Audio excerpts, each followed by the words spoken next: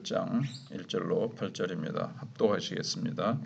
이에 내가 보니 그룹들 머리 위 궁창에 남보석 같은 것이 나타나는데 그들 위에 보좌의 형상이 있는 것 같더라. 하나님이 가는 베옷을 입은 사람에게 말씀하여 이르시되 너는 그룹 밑에 있는 바퀴 사이로 들어가 그 속에서 숯불을 두 손에 가득히 움켜가지고 성읍 위에 흩으라 하시매 그가 내 목전에서 들어가더라. 그 사람이 들어갈 때에 그룹들은 성전 오른쪽에 서 있고 그룹은 안뜰에 가득하며 여호와의 영광이 그룹에서 올라와 성전 문지방에 이르니 구름이 성전에 가득하며 여호와의 영화로운 광채가 뜰에 가득하였고 그룹들의 날개 소리는 바깥뜰까지 들리는데 전능하신 하나님이 말씀하시는 음성 같더라. 하나님이 가는 베옷을 입은 자에게 명령하시기를 바퀴 사이 곧 그룹들 사이에서 불을 가져가라 하셨으므로 그가 들어가 바퀴 옆에 서매 그 그룹이 그룹들 사이에서 손을 내밀어 그 그룹들 사이에 있는 불을 집어 가는 베옷을 입은 자의 손에 주매 그가 받아가지고 나가는데 그룹들의 날개 밑에 사람의 손 같은 것이 나타나더라. 아멘. 유다 백성들은 하나님만 믿는 것으로는 아무래도 좀 부족하다고 생각을 해서 성전 안에 많은 우상을 끌어다 놓았던 것입니다. 그래서 결국 하나님은 이 우상들과 유다의 불신앙을 견디지 못하셔서 하나님의 영광이 이스라엘의 성전을 떠나게 됩니다. 오늘 말씀은 하나님의 영광이 예루살렘 성전을 떠나시는 모습이 나타나고 있습니다. 이제 10장에 그러면 하나님의 영광이 예루살렘 성전을 떠나게 되면 어떻게 될까요? 바로 그 순간 예루살렘은 불더미가 되어서 영원히 멸망을 하게 되는 겁니다. 물론 이스라엘 자손들은 하나님의 영광이 성전을 떠나는 것을 육신의 눈으로는 볼 수 없습니다. 이것은 오직 믿음의 눈으로만 보아야 보이는 이기 때문에 그렇습니다. 하나님의 영광의 가치는 돈 억만의 억만이나 또는 수만의 군대와 비교되지 않는 것이었습니다. 오늘 우리나라도 많은 어려움에 처했습니다. 안보, 경제, 나라의 미래 자체가 안전하지 못한 가운데 있죠. 이때 우리가 이제 확실하게 붙들어야 되는 가장 가치 있는 것이 무엇인가? 이걸 이제 생각을 해야 됩니다. 그건 바로 우리 안에 있는 신앙의 불입니다. 우리 안에 부흥의 불이 꺼뜨러지지 않도록 우리가 지켜야 되고 우리 안에 있는 말씀과 기도의 열정을 잃지 말아야 됩니다. 이 부흥의 불이 꺼지고 말씀과 기도의 열정이 꺼지면 그때는 우리나라는 정말 깜깜한 죄악이 가득 지배하고 말 것입니다. 지금 사람들은 아파트를 붙잡으려고 그러고 안정된 직장을 잡으려고 하고 돈을 잡으려고 하는데 그것으로는 우리의 미래를 지키지 못합니다. 그게 필요는 하죠. 살아가는데. 근데 교회들은 또 교회 건물에 집착하고 지도자들이 누가 회장이 되느냐 이런 명예, 감투, 누가 이사장이 되느냐 이런 데 집착을 하는데 얼마나 그런 데 집착을 하는지 모릅니다. 그 경쟁 그리고 물밑으로 아주 자기를 뽑아달라고 그냥 암투를 벌입니다. 그것으로는 하나님의 능력을 우리에게 끌고 올 수가 없습니다. 오직 우리 안에 있는 이 부흥의 불, 성령의 불 이것만이 우리를 지킬 수 있고 하나님이 이 나라를 그래서 축복해 주셔야 축복의 미래를 가져올 수 있습니다.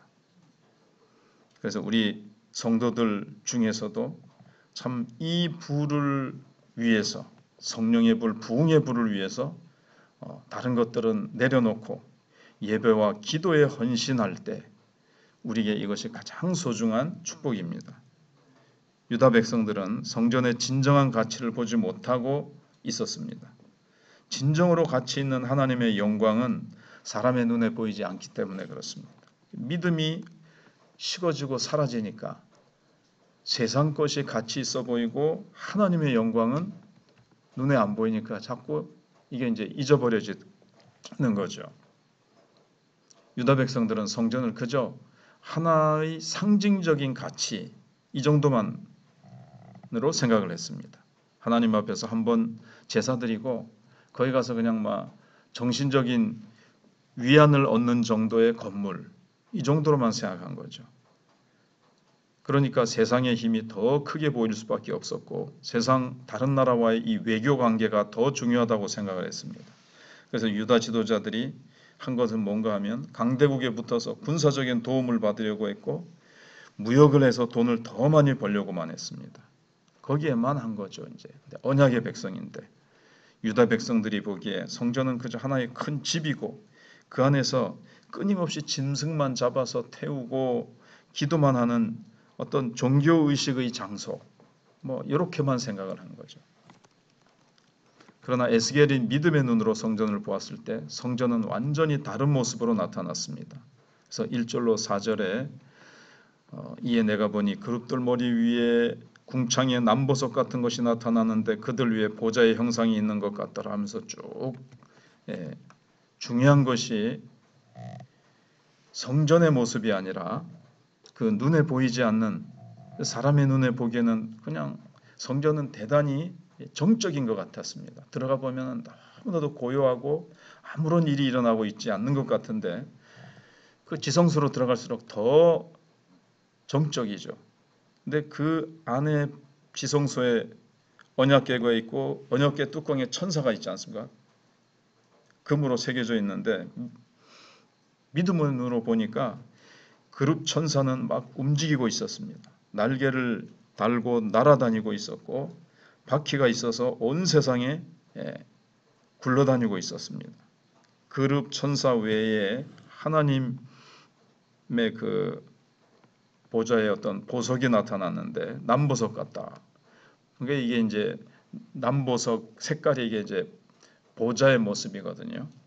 그래서 믿음으로 성전을 보니까 오히려 인간의 활동은 거의 미미하고 하나님의 천사들이 가장 막 활발하게 움직이고 있었습니다.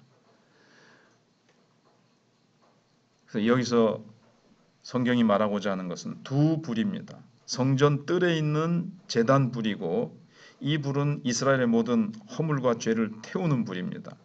이 불이 없어지면 안 되죠. 이 불을 꺼뜨리면 안 됩니다.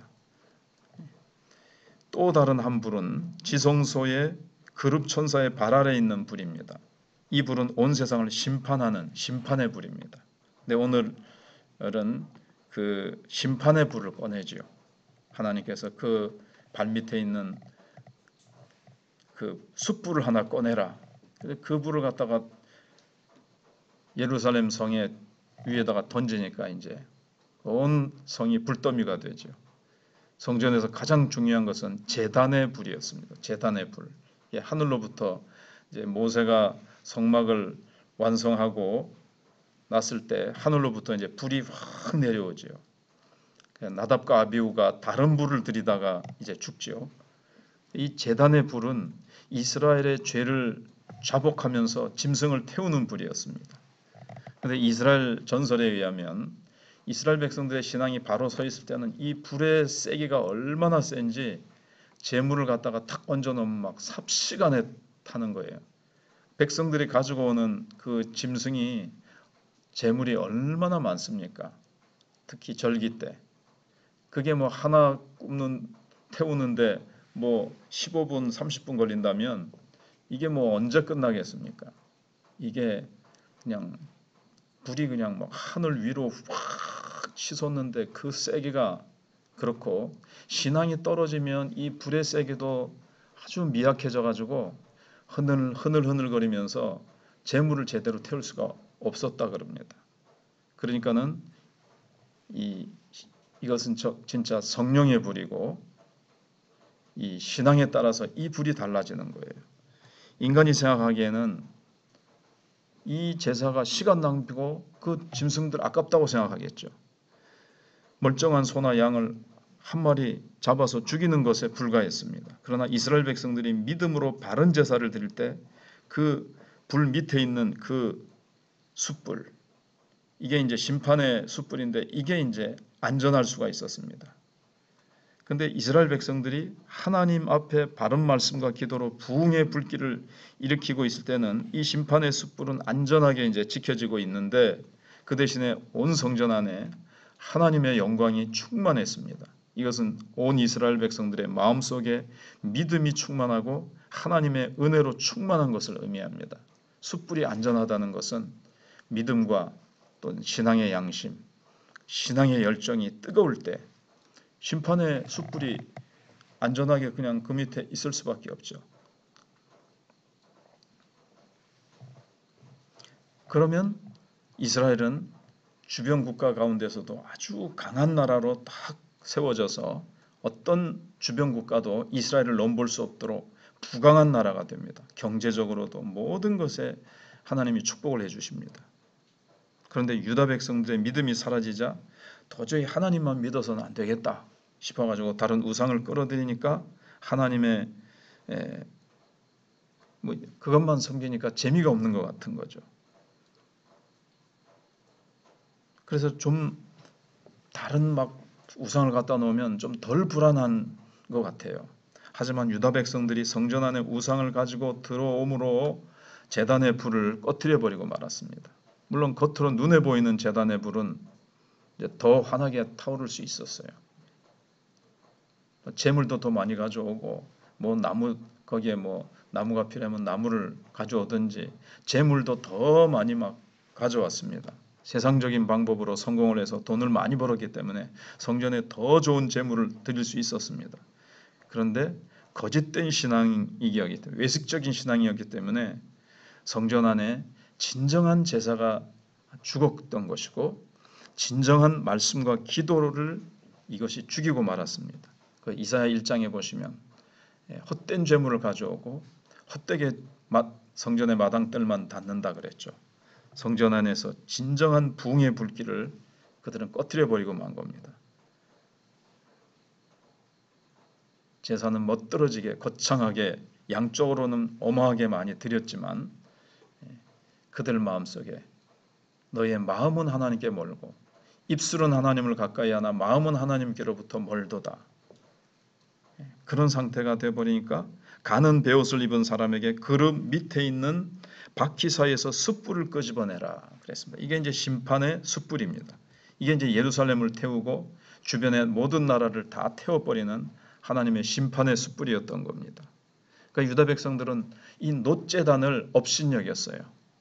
놋으로 된 거, 뭐 황금 보석으로 꾸민 것도 아니고, 그리고 솔로몬 때부터 오래돼서 어떻게 보면 많이 낡고 참 초라하게 보였을 수 있죠.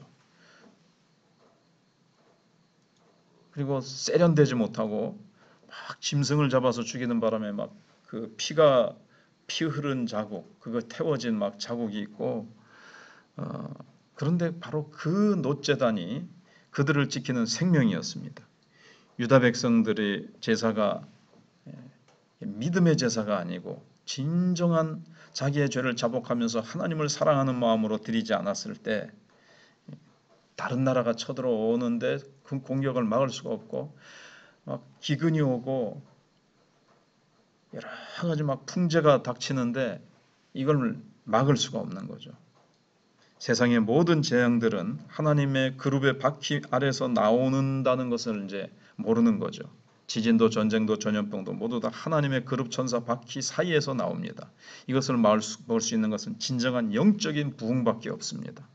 우리에게 진정한 영적인 부흥이 일어나려면 인간의 열정만 가지고는 안 되고 오직 하나님의 말씀에 또 기도하면서 성령의 불이 활활 타오르도록 부흥의 불이 활활 타오르도록 해야 뭐 여러 가지 이 시대의 악한 정신들, 악한 세력들을 막을 수가 있는 것이지 한국 교회가 기도와 말씀과 성령의 불이 약해지면 온갖 이상한 집단들이 나타나고 이 악한 지도자들이 나타난다든가 다른 나라와의 관계가 막 어그러지고 무역을 해야 되는데 이게 이상하게 열심히 해도 마이너스가 될 수밖에 없는 상황이 막 오게 되어지고 막 안팎으로 전후 좌우로 사방으로 이제 어렵게 되어지는 겁니다.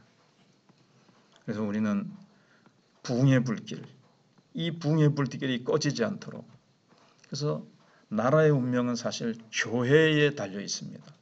교회가 얼마나 뜨겁게 기도하고 말씀을 붙들고 하나님 앞에서 마음이 뜨거워지고 기도와 말씀의 열정, 부흥의 열정이 우리 속에 가득 차오르게 될 때에 하나님께서 이 나라의 모든 영역에 또 복을 주시고 번영하게 하시는 것을 우리가 성경 속에서 그리고 실제 역사 속에서 우리는 경험합니다. 그래서 우리나라를 지키는 힘은 바로 성도들이 말씀을 듣고 죄에 대해서 애통하며 또 기도할 때 병이 치료되기도 하고 또 성령이 각자에게 교회에 들려주시는 성령이 주시는 음성을 듣고 살아나고 부흥의 불길이 차츰차츰 피어오르고 그것이 강력하게 피어오르는 그러한 한국교회 그리고 나의 심령이 되게 해달라고 우리는 기도해야 될 것입니다.